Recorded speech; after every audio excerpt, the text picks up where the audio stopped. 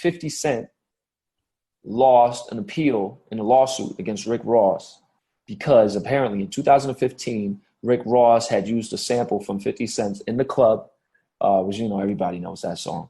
And he had used a sample. And, you know, those two guys don't really get along too well.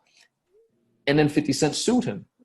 According to the contract, however, see, and this is the thing people don't understand, ownership. Ownership. You can live in a building and say, this is my building. Not really.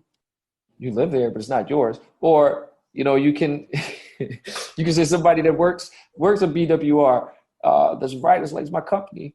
Well, if you do something bad, you're gone, right? Like this, you get what I'm saying? And 50, he sued based on the fact that he wrote the song, sang it, but Dr. Dre and Eminem owned the song.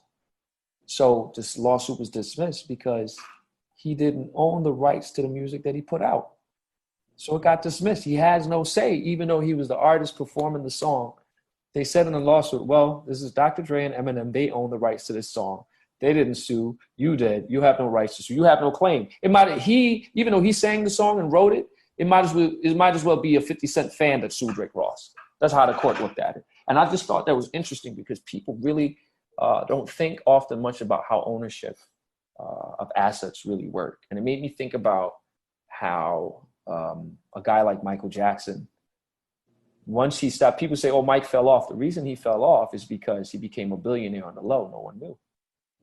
So he's like, I don't never have to do it. Then they said he was broke, but he's like, he never had to do anything again because when he signed, like, I know it's a bit of a going off on a tangent.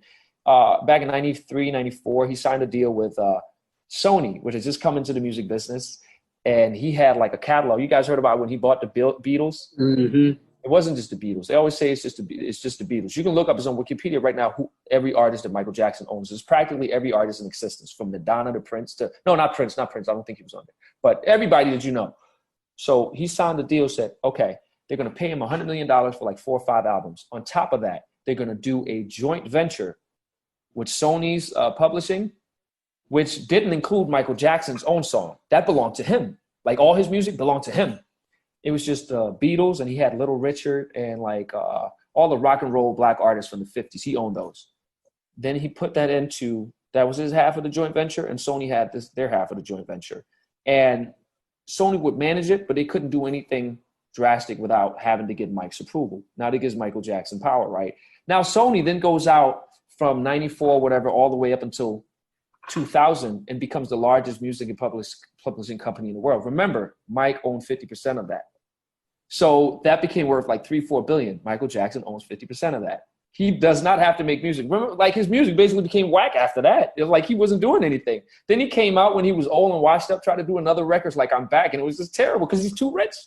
Who is like, you know, he's not hungry. He's like, okay, I have the best album. I'm a billionaire. What am I doing? Let me just travel the world with my kids. You know, that type of stuff, and play with my whatever Disney world I got at home. So that's just that ownership and owning. You can see it right now. Anybody listening, go Sony/ATV Publishing, and you can see every single artist. Now, ATV Publishing is Michael Jackson's publishing company that owned the Beatles, Little Richard, and so on and so forth. He put that in a joint venture. It was with equity contribution, owned half. Sony went out and bought everything. But every time they buy something, Mike owns half. And they were mad as hell. Yeah, he was mad as hell. That's why he always said it was a conspiracy to try to take it away from me.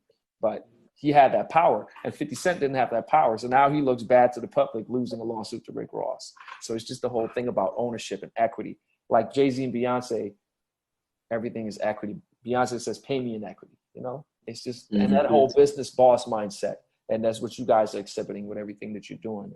And I hope you continue to inspire people in that regard.